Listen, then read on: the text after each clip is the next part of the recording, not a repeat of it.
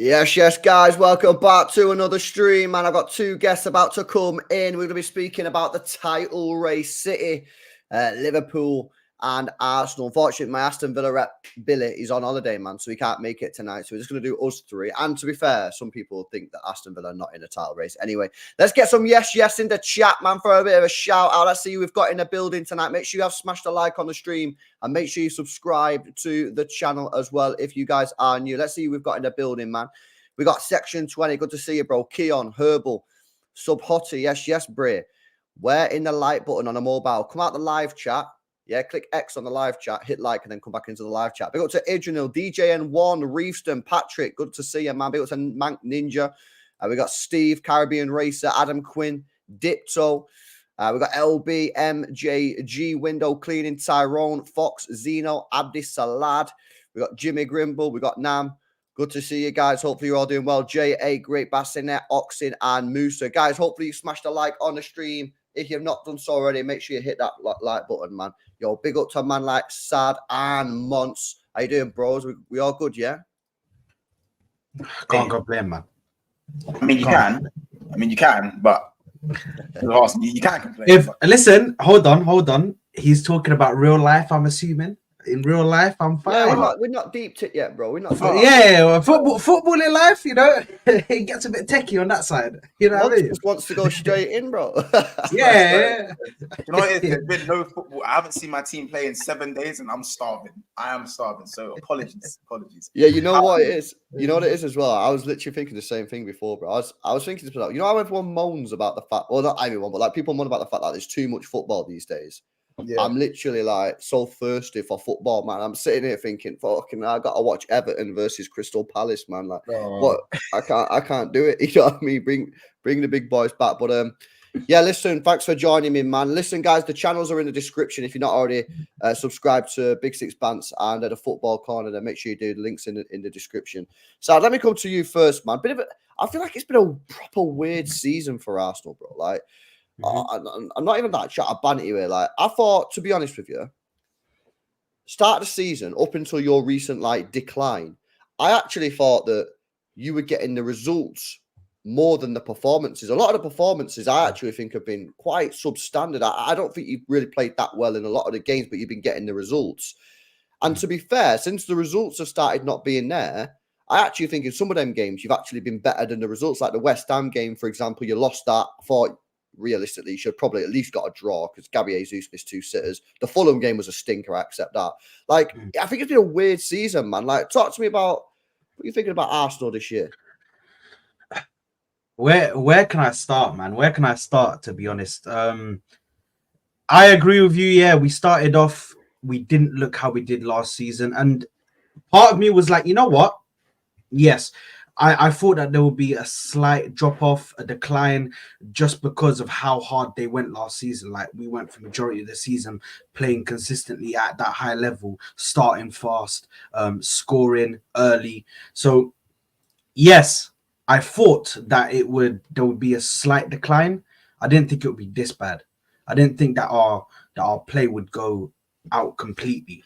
And I think one of the main reasons is the change of system. The change of system that has happened in our team, the gamble that was taken by Mikel Arteta. And listen, when you're a manager at a big club and you take a gamble, you have to, if it doesn't work, you have to try and sort it as soon as possible. And he doesn't have the experience in order to back him consistently sticking with that decision. And the decision that I'm talking about there is Kai Havertz in the midfield. That has completely changed the way that we play on that left side.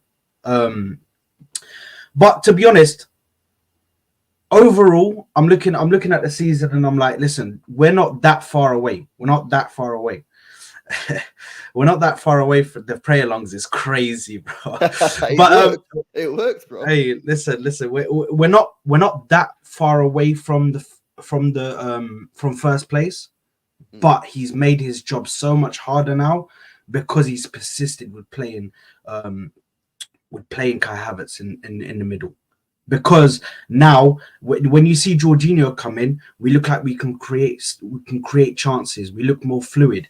When you played, even though Trossard is not necessarily a midfielder, and sometimes he looks out of place in that midfield, you still look fluid with him because at least he's trying to get on the ball. Kai Havertz doesn't try and get on the ball, and as a midfielder, that's not right. You have to get on the ball. You have to be calling for it. I'm seeing this guy with like 30 touches in a game, but yeah, to be honest, this season has been so up and down with the performances. And like you said, it's funny that when we weren't performing well, we were getting results. Now we're performing well and we're creating chances. We're not getting results because the guys up front have just been poor. Saka, to an extent, has gone as far as he can. This guy is practically trying to do everything.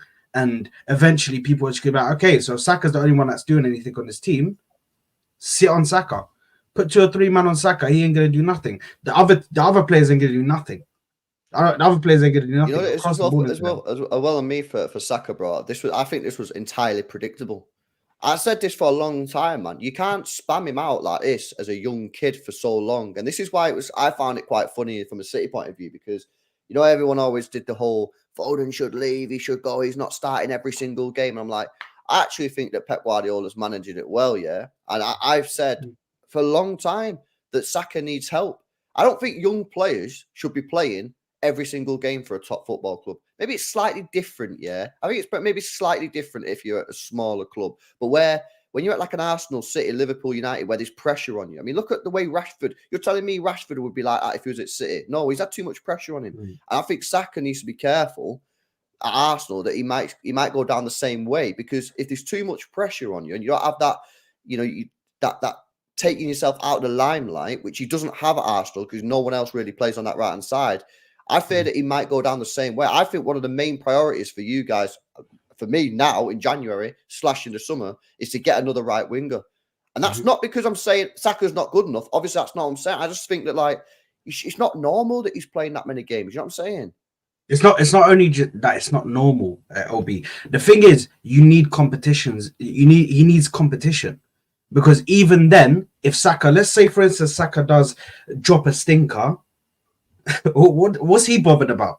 He knows next game, bro. Who's he going to? Is he going to play Reece Nelson there? Oh, bro, the perfect example for me, bro, was the Fulham game. Yeah, I thought against Fulham he was absolutely diabolical. Now I know he scored, but it was a tap-in, yeah. And then obviously the next game he starts again because you got no one else you can start on that right hand side. Do you know what I mean? I just think that, like, that is such an obvious key area of strength. And I said it in the summer. And even some Arsenal fans were naive to this. I remember in the summer doing streams, just saying, you know, doing like, you know, rival streams, you know what I mean? Talk about rival. I said, Arsenal need a winger, someone who can help out Saka. You have Arsenal fans that come in and say, no, we don't. He's fine. He's cooking. I said, yeah, he's cooking, but it's not going to last forever. What about when he drops off? He's still young. He's still going to have. Has Saka ever had like a proper major dip in his form? I'm talking like 3, 4, 5 months. No, it's going to happen. Not every player just cooks for like 6 months for the whole career. You know what I mean? LB, it's not even just the drop in form that I'm worried about. I'm worried about the injuries, because if you play when a player, when they're younger and they consistently play games and they're not getting injured, you're like, oh, this is good. But often throughout history, we've seen the players that do that at such a young age end up getting the injuries later in their career, often in their prime. They start getting injured, they start falling, and then end up getting Achilles. They end up getting hamstrings and tears, MCLs, ACLs, all of this stuff. So let me pull up his injury record, bro. Let me see what his injury record is. All right, okay. So he's not had that many. He's had what? Knee injury, hamstring injury, ankle injury, hip problem, horse kiss. You what? I don't even know what that is, bro. What the fuck is that? I don't even know what that is. Well, I don't even know what that is, bro. What the hell is he doing, man? Rah. Hey, bro, listen. Hey, you know what? All I'm going to say, yeah, is if you look to the right and you look at games missed, that was for England, yeah? I'm not involved in that. That's not my... Yeah. that's not my place. He's never been out for more than 3 weeks. That is phenomenal. That is a phenomenal fitness record, though. Like, I understand people saying he needs a rest, and he does, but fitness availability is a very good ability, especially when your players, when it's your talisman, it's your top player. My issue is the fact that he's your talisman. What, you don't think he's good enough, or what do you mean by that, bro? You're not going to win anything with Saka as your talisman. He's still young and he's going to have inconsistencies, and he's not like Mbappe. He's not like Vinny. You know what I'm saying? He's not Vinny Mbappe, so he's not going to be like the best of the best for something to happen. I feel like he is a phenomenal winger with an exceptional talent, and his ceiling, who knows how high his ceiling can go. But if your talisman is Bukayo Saka, I think that's a bit of a problem in itself, because your talisman isn't even world class.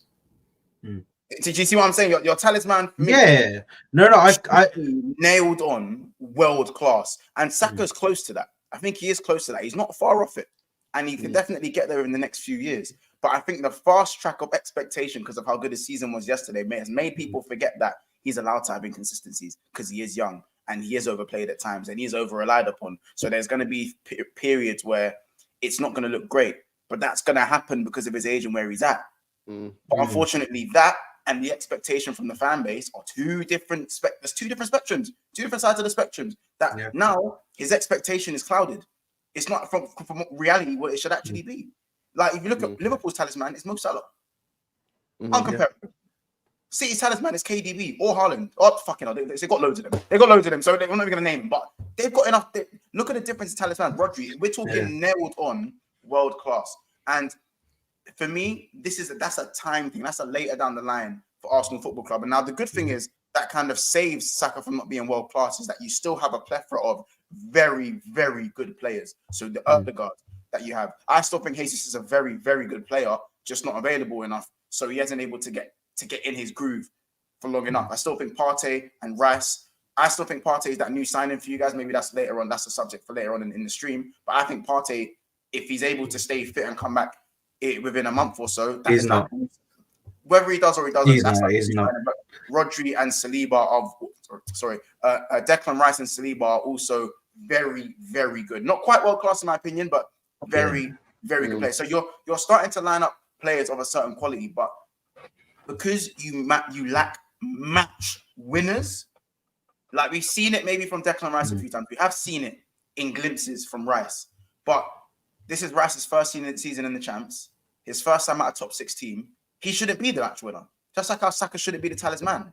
So it's either you go into the market and you go buy ready-made. We're talking Mbappe-esque. You go do the mad thing in the window, which we know the Cronkies aren't known for doing. Or you wait until the development of Saka, Martinelli, and Odegaard makes them these players. But right now, that's not where they're at.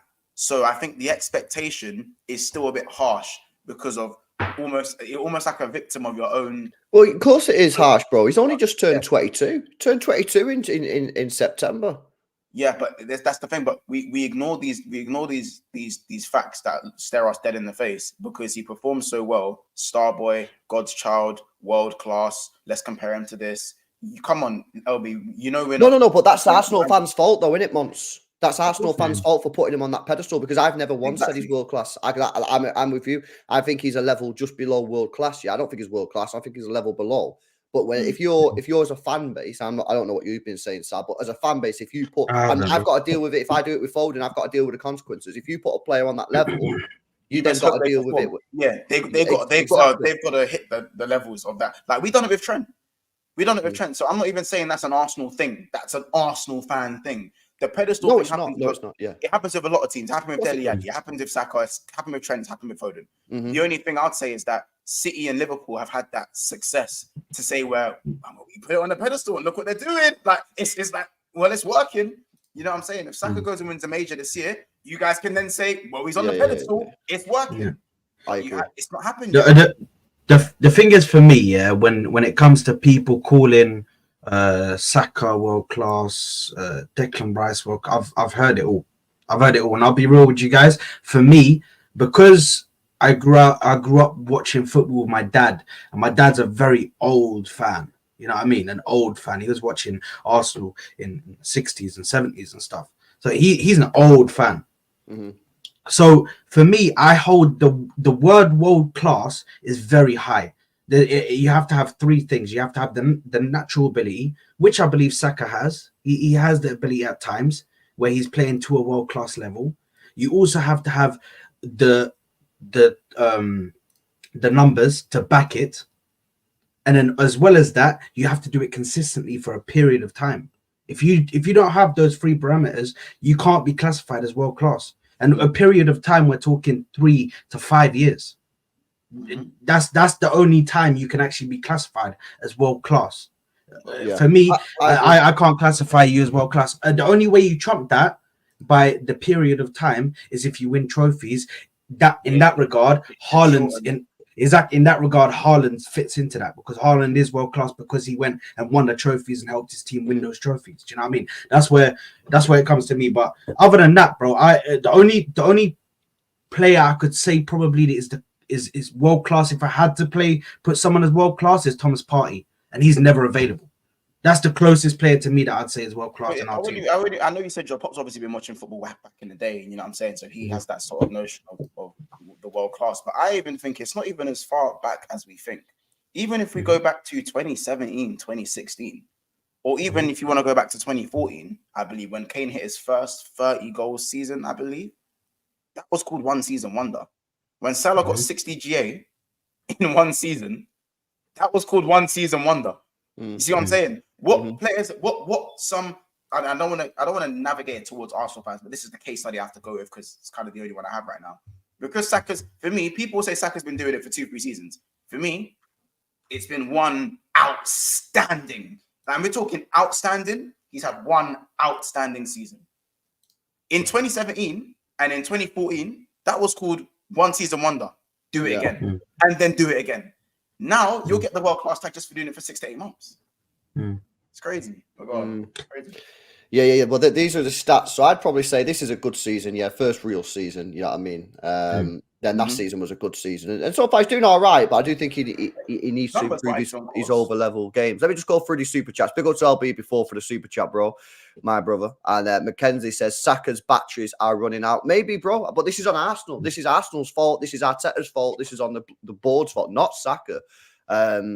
You know, unless you think it's not his batteries, in which case it is his fault. Final thing before we move away from Arsenal. Martinelli's also not really performing well this season. Is that a coincidence that your two wingers, who both was cooking last year, are suddenly dropped off, or is it not a coincidence? Like, what are you putting that down to? You mentioned before style of play. Is it that? Like, why is all of a sudden? And even Odegaard, I'd say Odegaard. Like, I've been watching him recently. I think he's really doing well. Why is your attacking line just like suddenly dropped off a little bit this year? I think when it comes to Martinelli on that side, and you'll see a lot that all of that side is done out. That left side for us is done out. All of it. It comes back to Havertz again, and him playing Havertz. Havertz will progress the ball forward and he'll run with the ball. He won't pass it to Martinelli straight away. Xhaka was all Havertz's fault, though. No, it's not. It's not. That's only part of it. Martinelli this season has been not to the level. He hasn't been to the level that he should be, the level that he was last season, where if he was getting shots in the box, 8 out of 10, he's scoring them. He was scoring the majority of his shots, and he was actually prolific in the middle of the box when he gets the opportunities to shoot. Now, I don't know what's happened to him, whether it's confidence, he's low on confidence at the moment, but as well as that, the whole situation with him not even getting as much service or help or assistance with the overlapping run, because that's what Xhaka used to do, an overlapping run for Martinelli to give him the space to run into and offer him a pass as well. But that's not the main problem. The main problem is his confidence right now is mad low. And I feel like to be at the top level, we have to ask, is Mikel Arteta able to change the system back to what it was, fit a player into that system where we can play it? That's the reason why I have so much hope for Thomas Partey coming back, because Thomas Partey comes back, then you got Declan Rice on that left side playing the 8, which is what he wants to do. That guy ever overall? Back, is he really? He's been in training. He trained with them in Dubai. Apparently, he's in contention possibly for the Nottingham Forest game. I heard this a lot this season, man, and then all of a sudden, this I don't know. To be honest, you know what? Fuck it. I actually don't know. I don't know when this guy's coming back. This guy's an injury record, bro. This guy's an injury waiting to happen. I can't lie. If he comes back, we need him for this season. For the rest of it, if we have any hope of actually starting to score and stuff, but realistically, at the end of the season, he needs to go, and we need to get somebody who is at that level that can do what he does, which is line breaking passes, breaking the lines, getting the ball to Ødegaard as quickly as possible, switching the ball. Do you know what I mean? I need that from a new person to come into this club and do that for me. Partey just doesn't have the availability to really stay in this league. Yeah, he's not injury free enough. Months before we move on to Liverpool, we've had a lot of title battles over the years, some fucking epic ones, which usually we come out on top, which has been good for me, bad for you. But respect is there, isn't it, between the two sides? When you look at Arsenal this season, you think it's going to be City pool again, or do you think that Arsenal are going to push all the way to the end? Like, what's your sort of like just general feeling on Arsenal? It's hard to say, man. I feel like I think it's going to be a 3-horse race. I do think so. I think when you zoom out a little bit and look at the bigger picture, I do feel that it's not doom and gloom. I don't like, just like how when you guys went, I think it was 3 games without a win. When City went 3 games without a win, people were calling it a crisis. I'm like, no, it's not a crisis. It's just a crisis for City's standards. Let's just say crisis. I feel like was an over exaggeration in my opinion. Arsenal, okay, 1 win in 7. You look at that and go, yeah, that's a crisis, but hindsight, they're still 5 points off the top. Yeah, I agree. And they have an opportunity to go and play the team who's at the top at home in 2 weeks. So it's in their hands to kind of put themselves right back there and to really get up for that game. And especially the fact that Liverpool might not have Mo Salah and certain players missing. Do you think that's a must win for them? Must win, 100%. Because I feel like you guys can probably get a draw and you'd kind of be chilling with it. But if I get a draw, listen, we can afford to draw 1 game at the moment, and we can afford to draw a game because, of course, that will put us on the same points. You know what I'm saying? If you guys will obviously win your game, it'll put us on the same points. But if you're talking about whether Arsenal can be there for the length of the season, can they go all the way, or at least go to maybe the last few match days? I think they can, but it does depend on the tactics that Arteta goes with. I feel like if Arteta goes with what he was doing at the start of throughout last season, and he pushes the wingers forward a little bit, and he makes sure Martinelli's not receiving that ball so far out wide, I think it's as simple as a tactical change. I don't think an out-and-out striker solves their problems. I don't, because it's going to, for me, an out-and-out striker is going to change the way they play completely anyway. It's not just going to be a plug the 9 in. Great, Arsenal are back to last season. They're going to go as far as they can with the league. No, it's not that simple, because the spotlight then comes off of Bukayo Saka. How does Martinelli work with an out-and-out striker? Eddie's an out-and-out striker. Martinelli can't link up with him. Martinelli needs 4 options to look good. I'm sorry, maybe I'm harsh on Martinelli, but I don't think he's as good as people say. I think what he's good at, he's very good at in terms of he's direct and he can finish. But if he doesn't have an overlap, he doesn't have an inside option, and he doesn't have Zinchenko there for the return. For me, if you just put him one-on-one and you ask him to do what Doku does, he can't do that. He doesn't do that consistently enough. And also his end product is weird. So I feel like you need Saka and Martinelli to get back to where they are for you guys to be anywhere near. And I think that's a tactical thing. I don't think it's a signing thing so much. I think Saka, firstly, LB, just to answer that question, that's a must-win game, by the way, for us. From an Arsenal perspective, that's a must-win game. If we don't win that game, I might as well pack my bags and say, yeah, we are not winning this league. Because if we lose to them at home, God forbid, even a draw, I don't think is good enough. That is a must-win. We have to. That's 8 points. Providing you both win your 2 games before that, that would be 8 points behind. You're then begging the rest of the league to take points off of Liverpool. That's exactly. And you don't want that to happen. You don't want that to happen, because at the end of the day, we've all been. I've been there. I've been there a couple of times where I've had to rely on other teams to do it. I was there for top 4 when I hoped that Norwich would beat Tottenham. That didn't happen, bro. Like you don't want to be in that position. You want to be. You've got control of the situation. So we need to go out there. I'm just hoping that Egypt stay in the competition as long as possible, because at the moment they drew their first game. So I'm hoping that they stay in the competition as long as possible, because as long as Salah is out, I'm hoping that it's not going to be too much of a problem. But even then, saying that, we still lost to them in the FA Cup, so or the Carabao Cup, whatever the competition was. It was the FA Cup, sorry. FA, yeah. So even then, but it's a must win for us. It's a must win for us. That's a huge game, man. That's a huge game. A massive one, man. And I think, like I say, I think if you lose that game, I think you're probably eliminated from the race, in my opinion. But obviously, but that's caveated that you both win your next 2 Premier League games leading up to that. But then they'd be 8 points clear. I don't see that. I don't see you catching that, man. I don't see you catching that. But yeah, listen, Matt, before we move on to Liverpool, my view on this is I don't think something's quite right at Arsenal. I don't think something's quite right. I think he's made too many changes too quickly. I don't know why he changed the style of play when last year you was cooking. I think he should have just stuck with it and just improved the squad, improved the maybe the first 11 if he could have done that, and then just played the same way. I think he's took a massive part of that team out of the team in Xhaka. He's then also changed the style of play to be this more controlled style. But teams are also respecting you a lot more. So teams play deeper and play slower and play more defensive against you, which they didn't do as much last year. So I just think he's kind of got it a little bit wrong.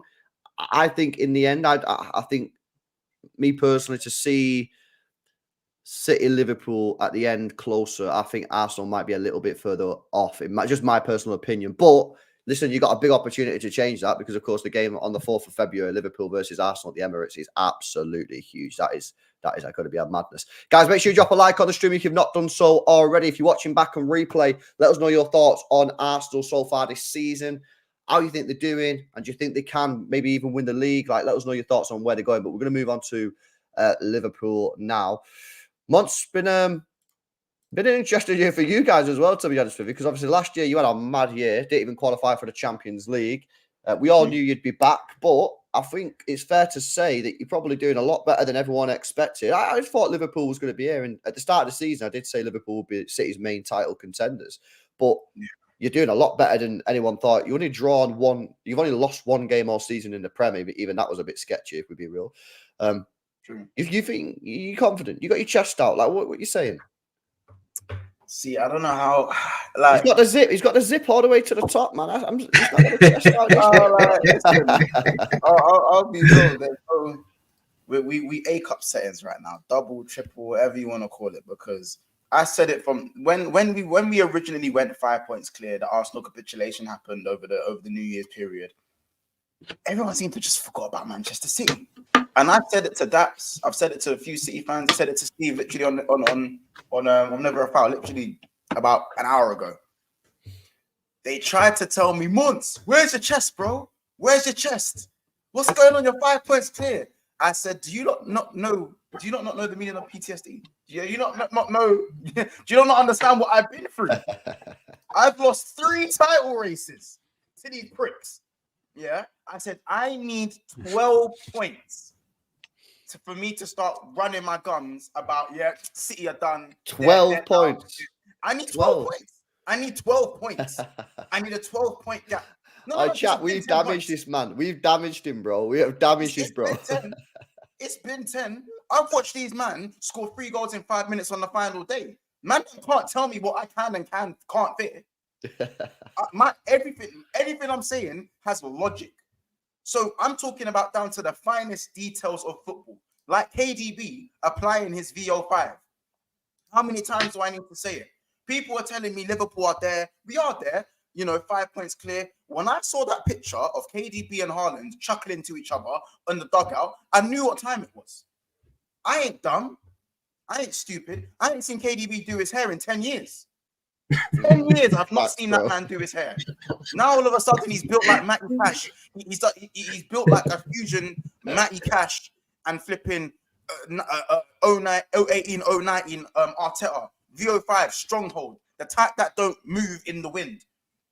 Have you man seen? Do you know? Go Google VO5 stronghold in it and see what I mean. That stuff don't move. And when a man does this and he steps over a free kick, it's like when Maddison does this and he steps over a free kick. Not when Odegaard does his Troy Bolton hair flick and plays a pass and fucks it up. I'm talking 3 steps back, quick for the hair, the ball flies top corner. Because that's what he did for the assist for Oscar Bob. He told Rodri, give me the ball and I'll do the rest. And you lot must be thinking, oh, look at Monts, he's being dramatic, When I told man he's applied the VO5, you lot be careful. He went and done what? He went and won City the game on his own. Do I look crazy talking about a man's haircut now? Do I look crazy now? Do I look like I have A cups now? Is it a heartbeat or not a breast on my chest right now? Because that's what it is. Right, LB is mad funny, bro. You know when you say, do I look crazy now? LB looked at you, was like, kind of, bro. I didn't want to say it, bro. No. To the City fans, I probably look crazy to the City fans. They think I'm overdoing it. I'm not overdoing it. I've been 7 points clear. I've been 10 points clear. And I have still not won. These men here were top of the league for 200 and how many nights? 93% of the season. Fair enough, your team's a bit different. But I'm saying my Liverpool team was better than every Arsenal team you've seen in the last 10 years. Yeah, and we still didn't win. We have not won a title race against Man City before. When we won the league, that wasn't a title race. Yeah, it wasn't. The league was done in March. That wasn't a title race. You blitzed it, man. You blitzed it that year. The league was done. So you know, I feel like if Liverpool, listen, this is what makes me physically sick. We've lost Trent and Salah. They've gained De Bruyne and Haaland.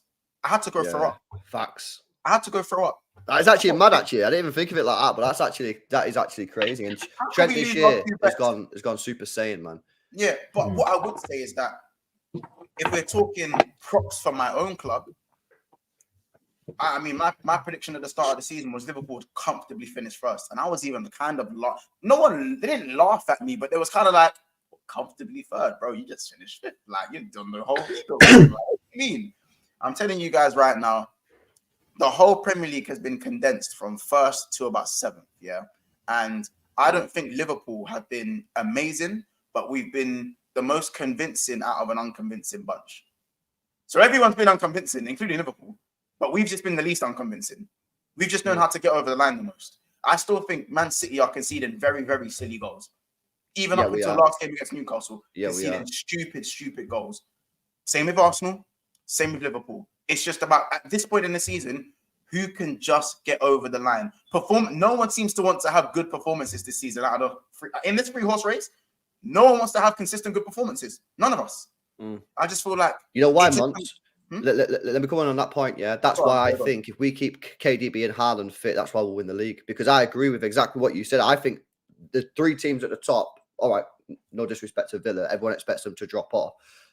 Arsenal, City and Liverpool, the main 3 title contenders right now, we are all conceding sort of poor goals. Now, I know people will go, well, actually, Liverpool have only conceded 18, but even some of the goals that you conceded have been like a little bit sloppy. The difference is if we can keep KDB, Haaland fit, then I can deal with my defense not defending well because I think we'll just outscore them. The problem was, we've not been killing games off. Like when we played you, I thought we should have won that game against Liverpool. I thought we were a better team. We just didn't kill the game. We let you back in. Trent puts one in the bottom corner. If we can keep KDB fit, keep Haaland fit, I think you win the league. The question is, can we keep Kevin De Bruyne fit? Because how many injuries has he had now over the years? He's had a lot. He's had this surgery. Hopefully it's fixed him, but I don't know. I think if he gets injured, I think Liverpool win the league. If he gets injured again... Yeah, you think that? I think Liverpool win the league. The only thing I'll say is that because Liverpool, right now, everyone's kind of gone through their mad injury phase, innit? I think now it's Liverpool's turn. We're now it's Liverpool's turn, of course. /AFCON. You got the injury /AFCON, innit? I'd say /AFCON. So let me not say injuries. I'll say absences, innit? Yeah. Absences. With no Trent and no Salah and Matip's ACL, and we have no available left back, by the way. Like Tsimikas and Robbo, back in training now, but haven't been available for a minute. Robbo's been injured for the last 3.5 months. For me, and even Sabozlak's got a hamstring injury at the moment, back in training. So for me, and Endo going away for the Asian Cup, I believe, I don't know if Liverpool have enough to get through this stormy period. Because it's not like we're playing, I know this is right, it's not like we have Sheffield, Luton in the next 2 games at Anfield, and we kind of just have to just get through the games and then get our players back. We have Chelsea. We have Bournemouth away. Well, we have Bournemouth away. Chelsea. That's a solid game, by the way. Bournemouth away right now. That's a solid game. Bournemouth away, Chelsea at Anfield, and then Arsenal at the Emirates. Yeah. With barely any players. Yeah. With barely any of our team. That is daunting. So listen, I'll be honest. If we can get through those 3 games, and then Szoboszlai returns, Trent returns, Salah returns, I don't really mind if Tsimikas ain't there, Robbo ain't there, or I can be all right with Matip not being there because Konate is playing well. So I'm all right with that. But the match winners are Trent and Salah. They are Liverpool's match winners. And Alisson and Van Dijk, of course. But we're talking scoring the goals, kind of, rather than saving us when we're 2-1 up and we want to kind of shut the game. Trent and Salah are match winners. We don't have them, and we're going to have to not have them for Chelsea, which is a game that we don't win anyway. If you're a betting man, you know that game's looking like a draw every time, no matter whose ground it's at.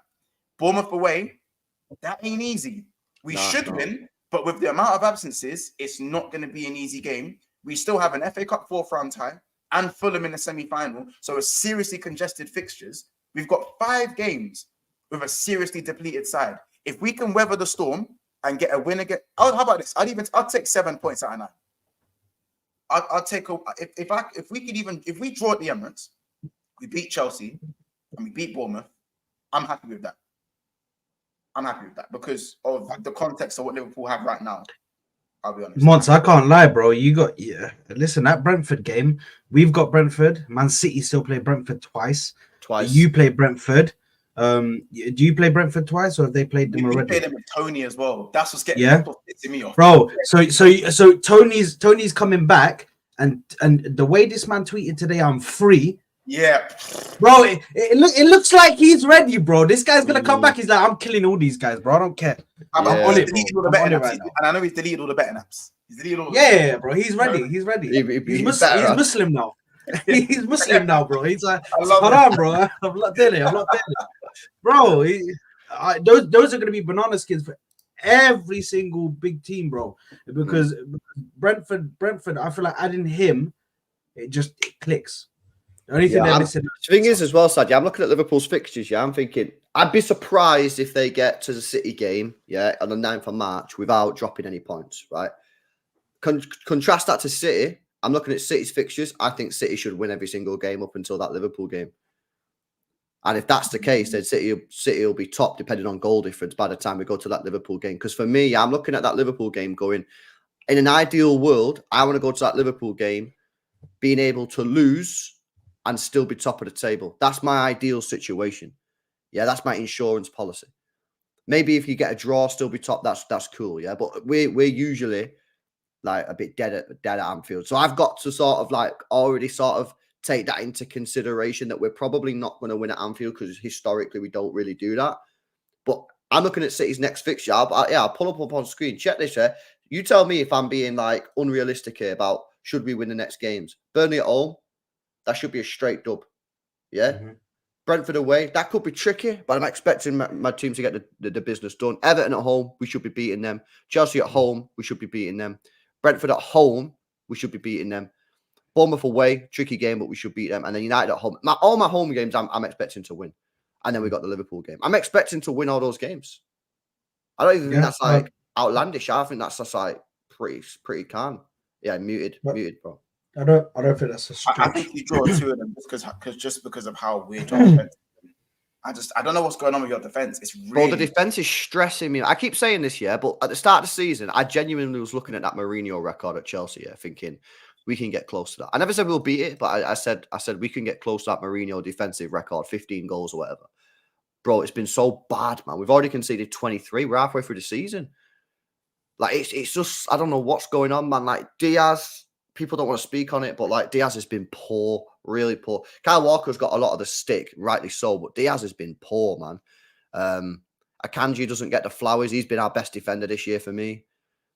And obviously John Stones just keeps on getting injured, so we need to keep that sorted. But we need to fix our defense. I'm not sure what's going on. Do you think there's a bit of complacency setting in that defense? A few players getting complacent, just thinking, maybe the way that Kyle Walker defended. The way Kyle Walker defended against Newcastle tells me that it might be complacency. I don't know what he's doing with Anthony Gordon, but Diaz, I don't think Diaz is being complacent. Diaz doesn't strike me as the guy to be complacent. I just think maybe he's just having a rough time. The rest are all right. Ake's fine, John Stones is fine. I think I think Vardy's been good, man. I think Vardy's been good this season. Ake has to play left back. He's the best left back. I agree. Right now. Like I can't even when he done the Jinky Majink inside Trent and Szoboszlai to even set up the Haaland goal. Why the man where did that come from? This kid's that guy's never done that in his whole career. Why did he just pull it out of the bag against Liverpool? Because I'm telling you, City players turn into Super Saiyans when it comes to Liverpool. If you see Foden, every time Foden played Liverpool for the last 6 years, bro, every time this guy, and how about this? Foden wouldn't even play left wing. Donny don't even play left wing. Pep will go, you know what? Just for Liverpool, go left wing, and he turns into Messi. Turns into Messi for a day. It's just so annoying, but.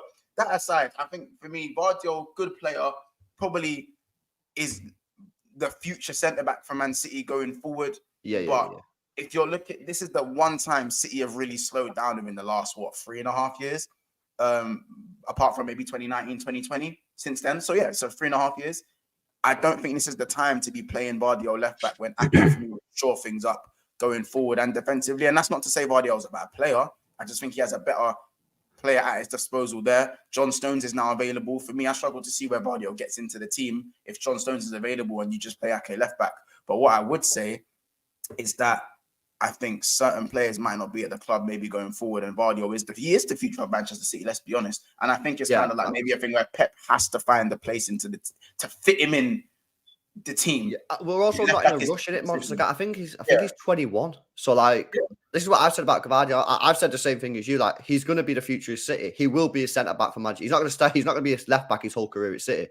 But at the moment, we're not in no rush. And clearly, Pep Guardiola is playing him left back because whatever he's bringing down that left hand side, he prefers. Now, I agree. I think in the Champions League games, when we get to like the Real Madrids, the Bayerns, the PSGs, I would be stunned, stunned if he goes with Gvardiol at left back over Ake. I'd just be like, wow, that is a madness. But I get doing it in a Prem, because in the Prem it's different. There's 38 games, and maybe like over the course of the season, having that player who's better holding the ball up further down the pitches is the way to go. But like in the Champions League, like we literally boxed off Bayern, boxed off Real Madrid. We didn't even create that many chances because we went for this like 4-man defense with 4 centre back. So I'd be quite surprised in the Champions League if he goes for that. But big up Mohammed says playing Gavardio and Walker as wing backs don't help. I think Walker's the worst one for me because he can't cross a ball. Ironically, he got an assist for the cross against. If that was Trent, if that was Trent when he got, because I'll be real, Gordon made him flash his bum twice. Okay, Isak and Gordon made him flash his bum like within the space of 5 minutes. That was crazy to me. Bro, Walker's been shocking this season. I can't even lie. He's been shocking. Like, I don't think he's getting cooked too much. It's weird. He seems to be very isolated. It's only the City fans that have really mentioning it. Like, no other people are really mentioning it. But he's been so poor this year. Bernardo, though, I think that because he messed up with the 2 goals, people that was a good assist for Bernardo. He couldn't have put that low cross anywhere else. But I don't think that'll be talked about much. I think it's credit in the bank for him, man. He's got credit in the bank, man. He's had so many years with so many consistent performances that even though he's having like an off season, for me, I think he's having an off season. Walker towards the second half of the season after this month, he's probably going to go back to the Walker that he was. Do you know what I mean? So that's why I think with majority of he takes care of his body. He's 30. He's only 33. Yeah. He is older, he ain't got long left. I'm just saying, like, hey, 33. You gotta stop thinking of your kids.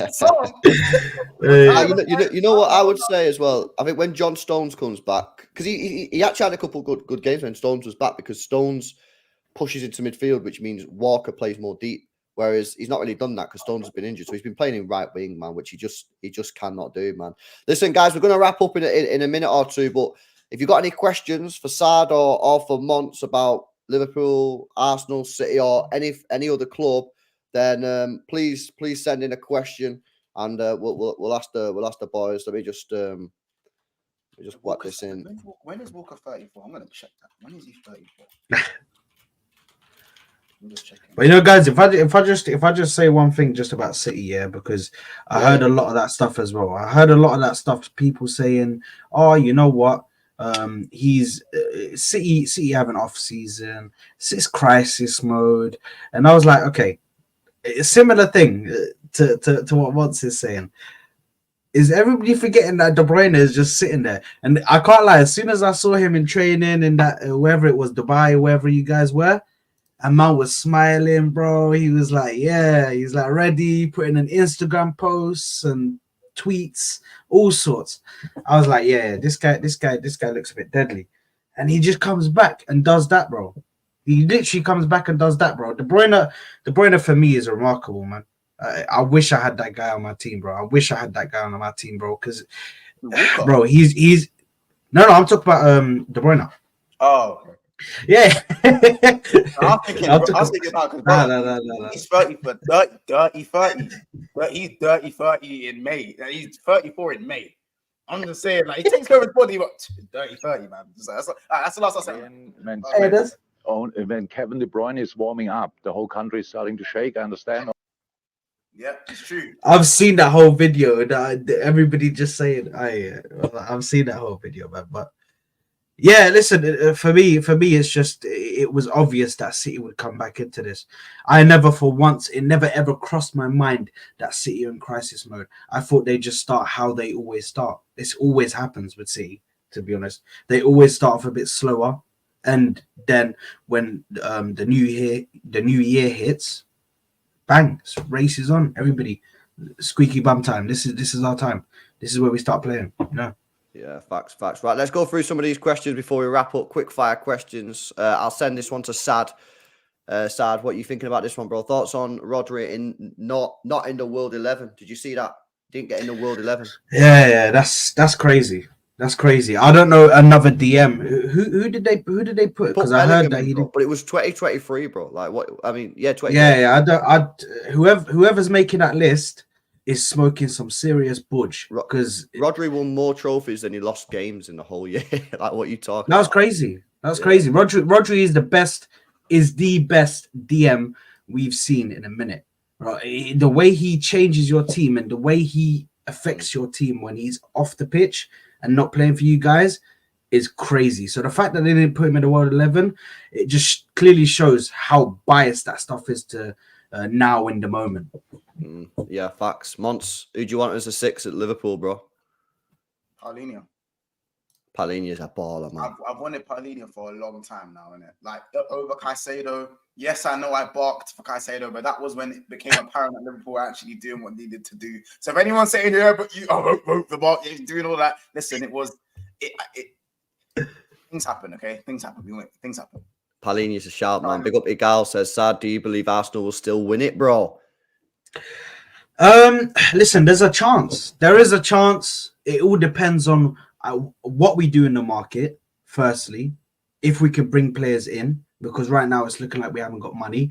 It also depends on if the players start to show up. The players could just be having a dip in form, and the second half of the season they might be able to get back on track and start scoring goals. If Martinelli and Saka start scoring goals for us, then I believe we can make the push. It's going to be very difficult because we're coming up against two of the teams that have been in this position during previous seasons. So if I'm saying, do I still think we can win it? I'm leaning closer to no at the moment, but there is always a chance. There's always a chance.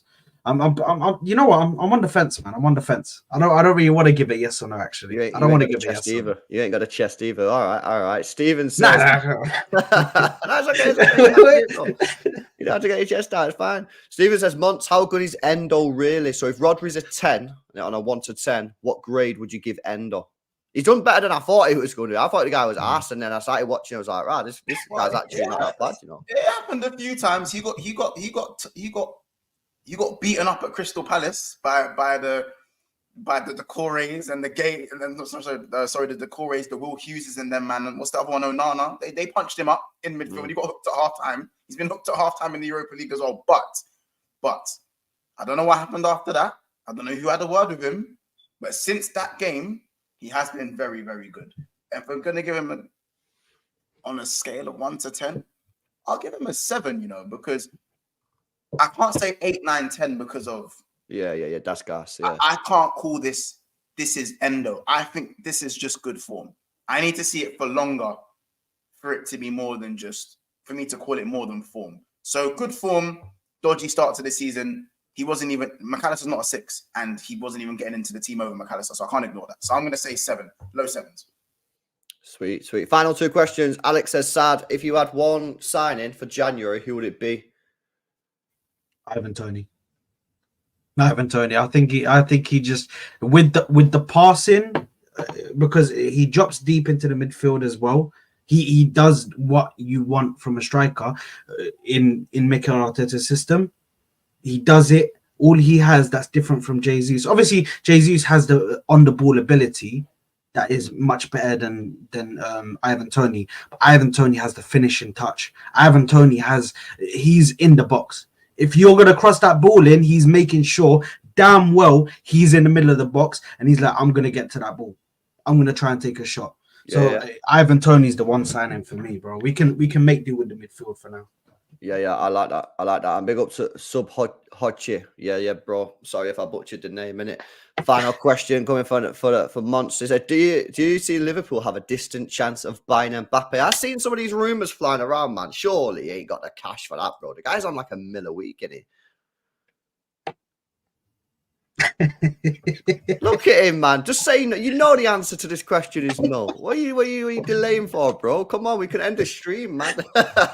Hey, Killian. There's a space for you here at Anfield, man. Don't worry, but you see all that noise. You see all that noise about your personality, your ego, and that. To get to the top and to be the best, you have to be an egotistic maniac. So you keep doing what you're doing, and I'll see you at Anfield. Yeah, you at Anfield when he slaps you up in the Champions League. I'll be real. Yeah, it's probably not happening, but listen, I don't really see it happening, if I'm honest. Liverpool aren't the type to spend big. His wages would destroy our wage structure. But I don't think he wants England, bro. I don't think he wants the Prem. Because if City apparently could have signed him. Joey was on Monaco. Apparently City could have signed him. And put in like a good offer. And apparently he was just like... There is a good rapport with him and Liverpool as well, though. But I just think that it's not good enough. And there's just too many nuances to make it happen that have to be put in place. Too many things have to go right.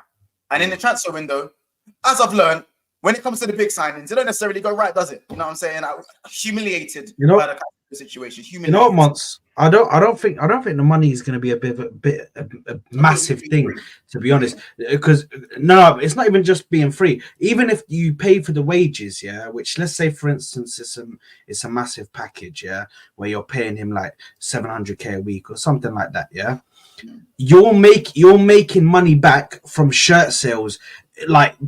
That's making hella money back for you, bro. That much? No, shirt sales for Mbappe, as well as because somebody was breaking it down. I forgot what video I watched. I watched somebody's video who broke it down, and they were talking about the shirt sales. I think it was Terry. I think it was Terry from Football Terrace, and he was saying about shirt sales. He was saying about the media posts, all of this stuff, the attention that Mbappe brings to your club, and the supporters that he brings to your club. So much money because he is the hype right now.